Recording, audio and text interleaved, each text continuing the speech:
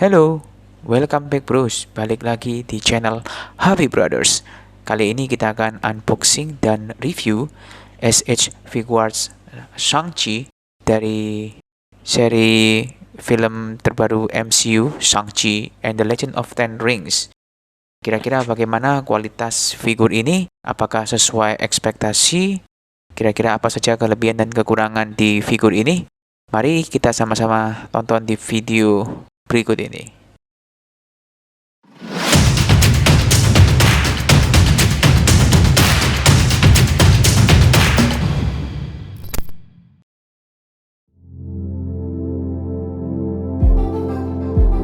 Shang-Chi adalah karakter utama di film terbaru MCU, Shang-Chi and the Legend of Ten Rings yang dirilis di tahun ini. Untuk kualitas secara overall bisa kita lihat untuk proporsi badan sudah cukup bagus dengan desain yang cukup simpel ya. Kostum yang dipakai adalah kostum yang digunakan Shang-Chi di pertarungan atau battle di bagian terakhir film.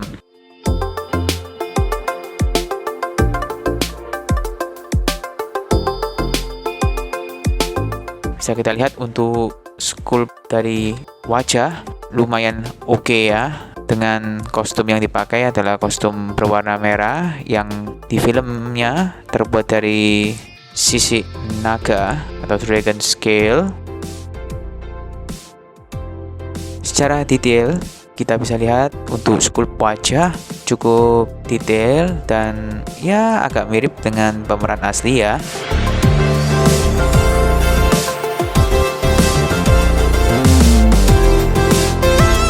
Untuk sculpt di bagian rambut juga cukup detail.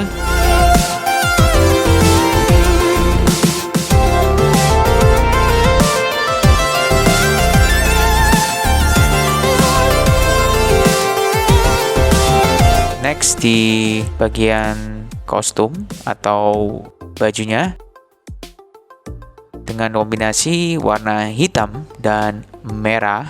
Untuk kontur dari kostum sendiri kasar ya, seperti di filmnya, dengan ada motif yang timbul ya, bisa kita lihat cukup detail berwarna hitam patternnya.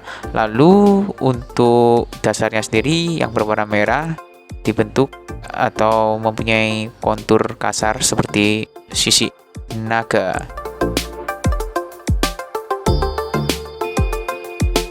Untuk bagian bawah kostum sendiri memiliki striping berwarna hitam agak tebal di bagian kiri dan kanan, dan striping hitam tipis di bagian tengah.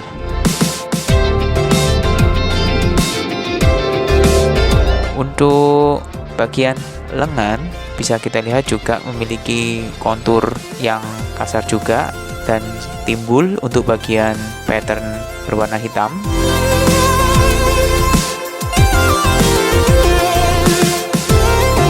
Di bagian lengan bawah untuk warna kulitnya sendiri berpotongan dengan join di siku.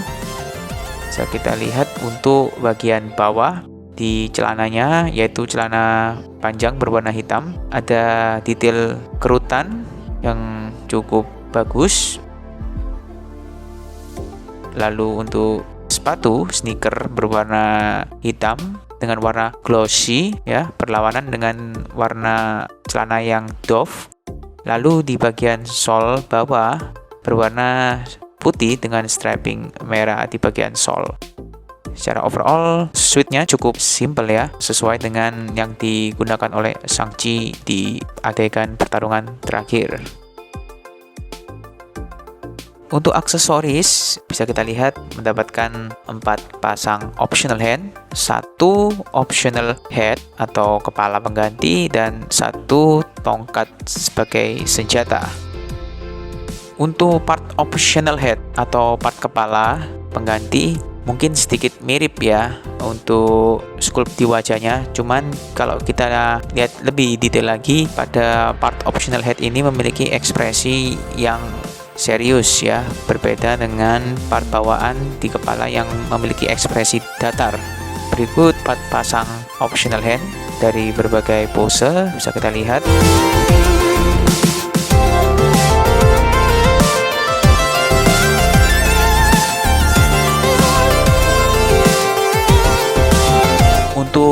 tongkatnya sendiri memiliki detail yang cukup bagus ya, terutama pada bagian ujung dengan motif seperti sisik naga, mirip dengan kostum yang dipakai.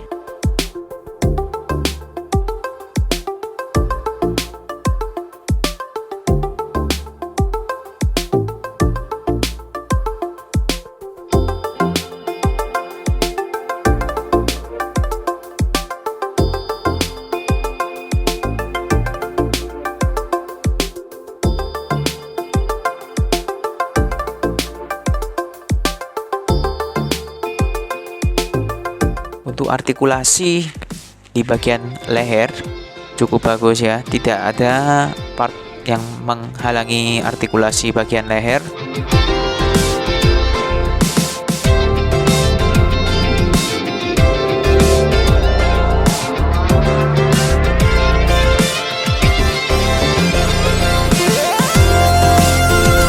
Bisa diputar ke segala sisi dengan tidak ada masalah.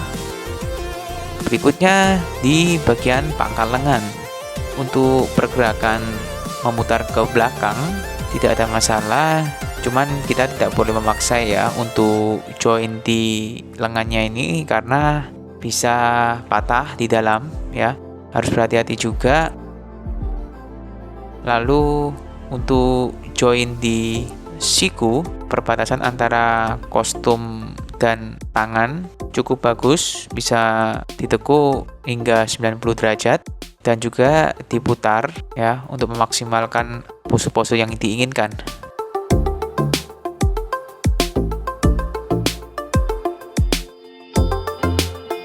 Lalu untuk pergerakan di join pergelangan tangan juga sudah oke, bisa digerakkan dengan leluasa di segala penjuru.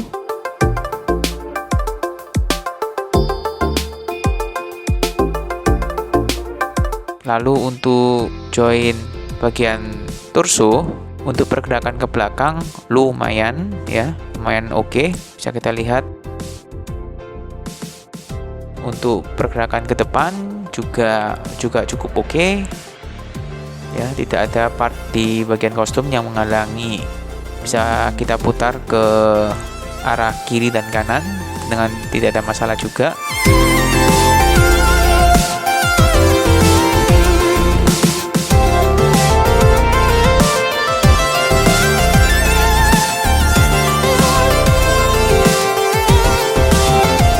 Untuk bagian bawah kita bisa tekuk juga agar posisi membungkuk ke belakang lebih ekstrim.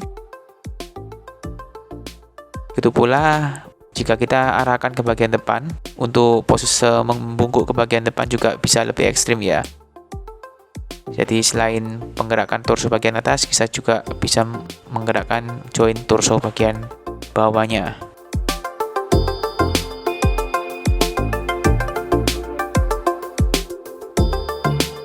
Berikutnya di bagian pangkal paha, untuk artikulasinya secara visual kita bisa lihat untuk pose split cukup oke, tidak ada part yang menghalangi di bagian pinggang. Artikulasi untuk join pangkal paha sudah cukup bagus, ke depan juga cukup oke artikulasinya. Lalu juga bisa kita putar join di pangkal paha untuk memaksimalkan pose yang kita inginkan. Berikutnya kita perlu perhatikan di join lutut.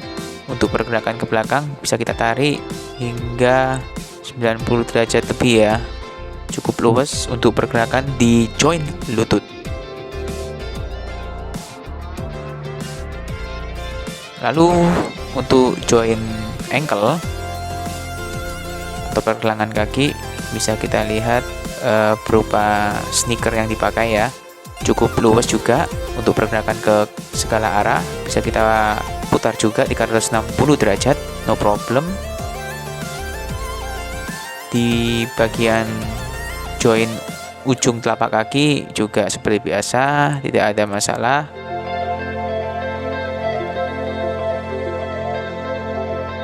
Secara overall untuk pergerakan artikulasi joint sudah bagus ya, karena SHF ini memiliki kostum yang simple juga, sehingga untuk artikulasi joint menjadi mudah dan tidak terhalang oleh kostum yang dipakai.